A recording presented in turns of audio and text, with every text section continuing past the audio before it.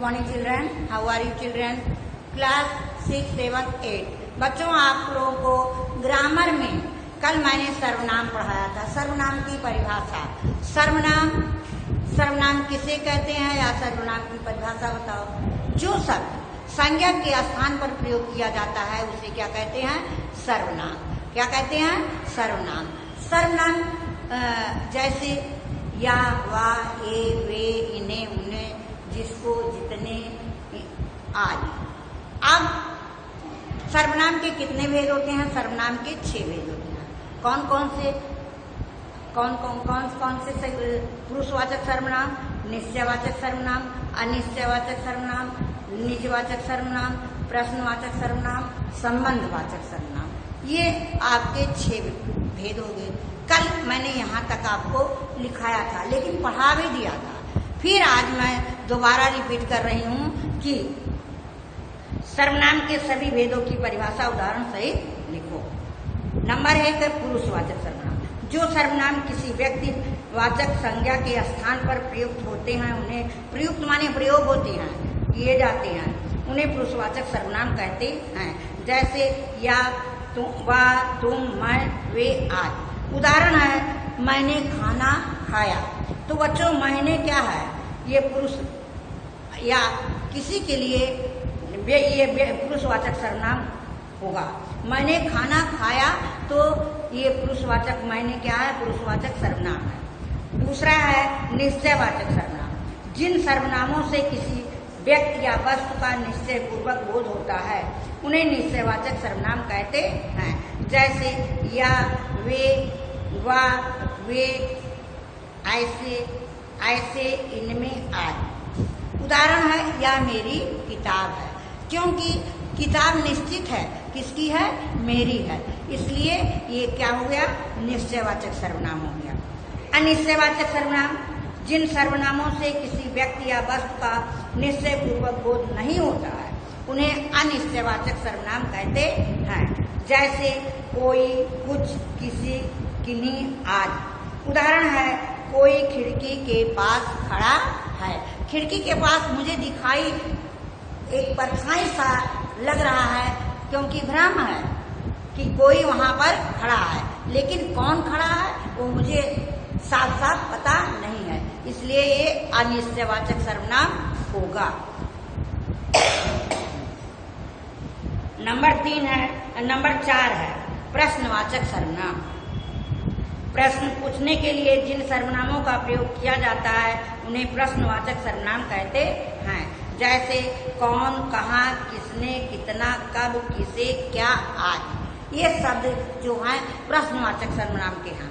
तुम कहाँ रहते हो? तो तुम कहाँ रहते हो आपसे पूछा जा रहा, प्रश्न किया जा रहा है, आप उत्तर दोगे। ये प्रश्नवाचक के उदाहरण हैं।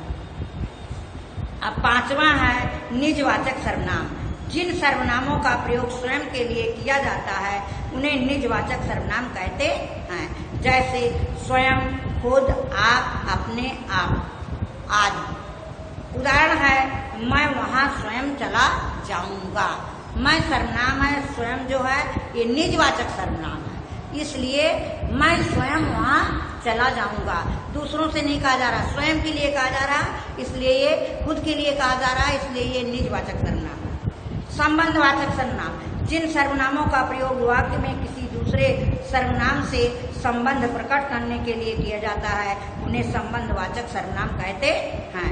जैसे जैसा, वैसा, जो, सो, जितना, उतना, जिसकी, उसकी, जहां, तहां आदि। उदाहरण है, जितना परिश्रम करोगे उतना फल पाओगे।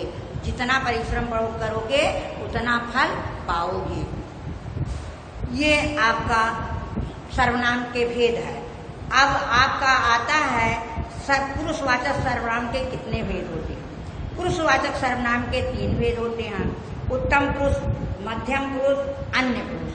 अब इसको मैं कल आपको बताऊंगी और लिखाऊंगी। ओके, बोर्ड पर देखिए।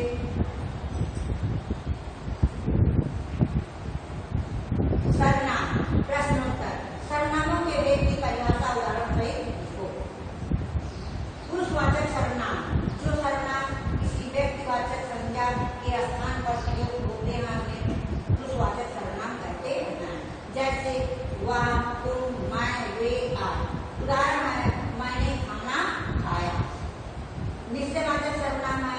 जिन सर्वनामों से किसी व्यक्ति या वस्तु का निश्चय पूर्वक बोध होता है उन्हें निश्चयवाचक सर्वनाम कहते हैं। जैसे यह, ये, वह, वे, ऐसे, इनमें, आज। यह मेरी किताब है। यह निश्चित है, ये किताब किसकी है? मेरी है, इसलिए निश्चयवाचक सर्वनाम होगा। अनिश्चयवाचक सर्वनाम जिन सर्वनामों से किसी व्यक्ति या वस्तु का निश्चय बोध नहीं होता है उन्हें अनिश्चयवाचक सर्वनाम कहते हैं। जैसे कोई, कुछ, किसी, किसी, किन्हीं, आदि। कोई खिड़की के पास खड़ा है, क्योंकि खिड़की के पास खड़ा है जो उसका कोई निश्चित नहीं है, कोई है, इसलिए ये अनिश्चयवाचक सर्वनाम है। प्रश्नवाचक सर्वनाम प्रश्न पूछने के लिए जिन सर्वनामों का प्रयोग किया जाता है उन्हें प्रश्नवाचक सर्वनाम कहते हैं।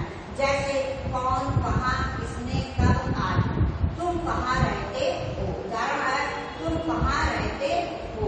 तुम, ये है कहाँ, ये प्रश्नवाचक सर्वनाम है। कहाँ यानी कहाँ पूछा जा रहा है, प्रश्न किया जा रहा है। निजवाचक सर्वनाम जिन सर्वनामों का प्रयोग स्वयं के लिए किया जाता है उन्हें निजवाचक सर्वनाम कहते हैं। जैसे स्वयं, खुद, आप, अपने, आप। मैं वहां स्वयं चला जाऊंगा। स्वयं जो है ये निज, स्वयं के लिए, खुद के लिए है, इसलिए ये क्या है?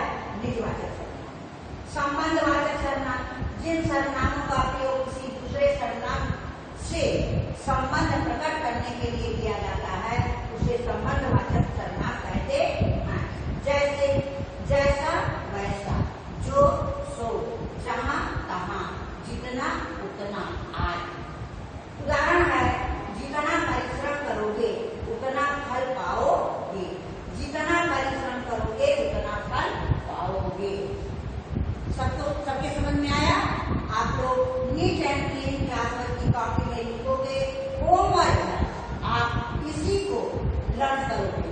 6 की परिभाषा आप उदाहरण से याद करोगे। ओके।